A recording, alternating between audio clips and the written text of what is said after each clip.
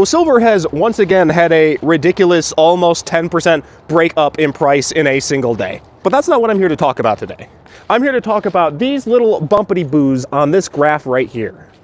So silver has been very readily and consistently going up in price for about a year now, to the fact that everyone needs silver for all of our modern infrastructure, and the price has been ridiculously suppressed for a very long time, and now we're basically getting a rubber band.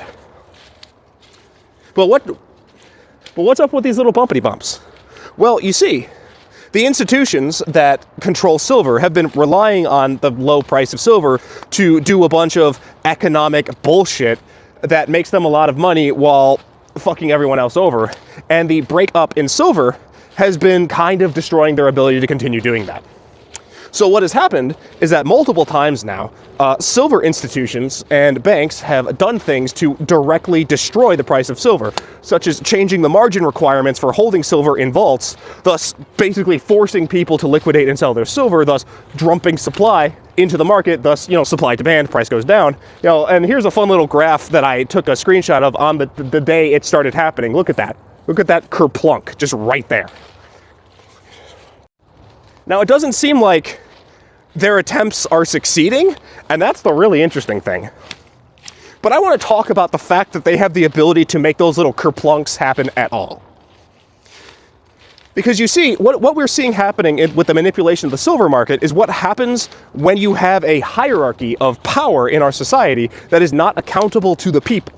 The banks, the silver institutions are all fundamentally authoritarian institutions. They are controlled by a person, and you don't have any control over it, even though they have control over you. I'm not necessarily against the concept of elite technocrats running things of which they are experts in, because, the average person is not an expert in all things, and I don't think we need a nationwide vote every time the COMEX changes their margin requirements. But imagine a world, hypothetically for me, where elites in our society are subject to, let's say, a no confidence vote. So if 60% of the population is just unhappy with what's happening, they can do a no confidence vote. And if that vote succeeds, the technocrat is replaced with a new technocrat. And that would create a situation in which the socioeconomic elite of society are no longer able to screw over regular people to benefit themselves. The people now have a system of accountability for those elites. And how much better our society would be if we, in general, had more safeguards in which large numbers of the people could democratically hold the socioeconomic elite accountable for their bad behavior.